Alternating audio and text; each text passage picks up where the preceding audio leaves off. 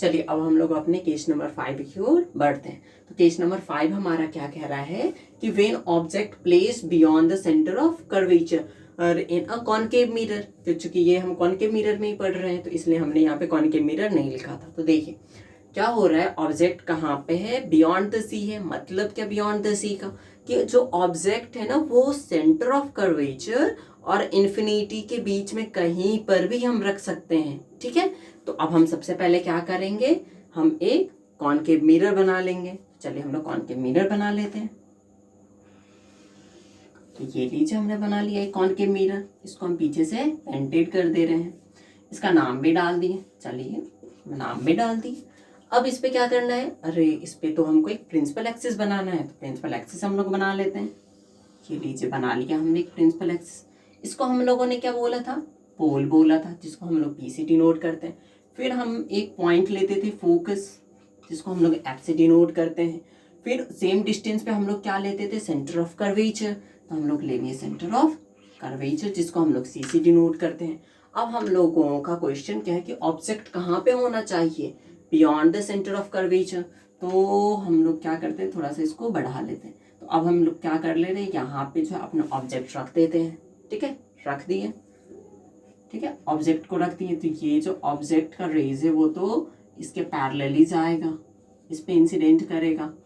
अब हम लोगों ने एक पॉइंट पढ़ा था कि जब भी जो रेज है वो प्रिंसिपल एक्सिस के पैरेलल ही इंसिडेंट होती है तो वो फोकस से होके क्रॉस करती है, रिफ्लेक्ट होती है। तो फोकस से होके ये भी रेज क्या होगी, रिफ्लेक्ट होगी। तो फोकस से होके ये भी रेज क्या कर गई, रिफ्लेक्ट कर गई, कर गई। अब देखिए ये जो है, अब हमको तो एक और रेज चाहिए। तो एक और रेज हम कहाँ से लेंगे, तो सेम केसेस जो हम लोग सेंटर ऑफ कर्वेचर से लिया करते थे, तो इसमें भी हम लोग सेंटर ऑफ कर्वेचर से ही लेंगे। सेंटर ऑफ कर्वेचर से क्या कर ले रहे हैं, रेज को पासिस करवा लिए। तो अब हम लोगों ने पढ़ा था कि जब भी सेंटर ऑफ कर्वेचर से रेज पासिस होती हैं तो वो जिस वे से आती हैं उसी वे से पासिस हो जाती हैं, रिफ्लेक्ट कर जाती है। तो ये इस वे से आई तो इसी वे से क्या हो जाएंगे, रिफ्लेक्ट भी कर जाएंगे। तो देखिए जब भी हम ड्रैगमेटिकली चलेंगे तो आप दो चीजें कर सकते हैं।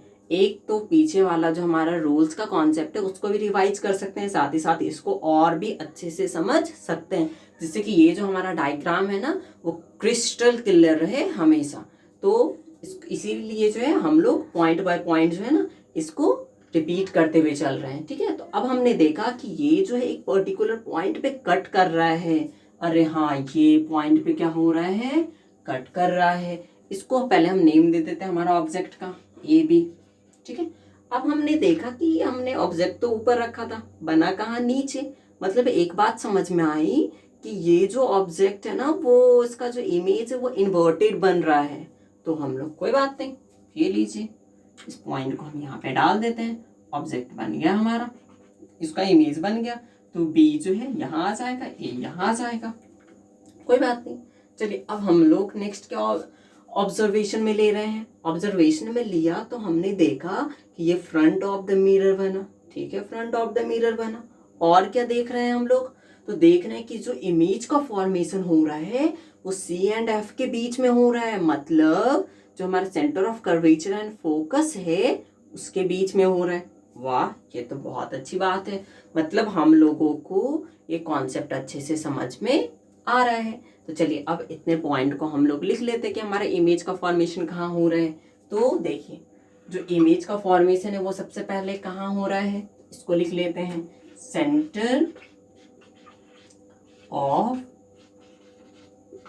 Curvature and between center of curvature and focus, between center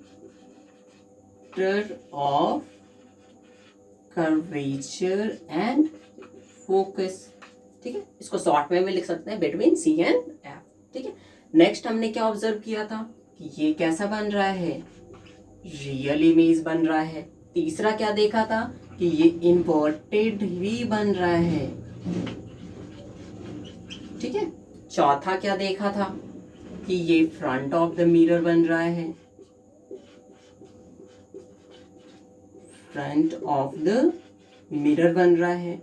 next हमने क्या देखा था कि जितना बड़ा ऑब्जेक्ट है उससे स्मॉलर साइज का बन रहा है। तो यहाँ पे हम क्या लिख देंगे, स्मॉलर देन द ऑब्जेक्ट।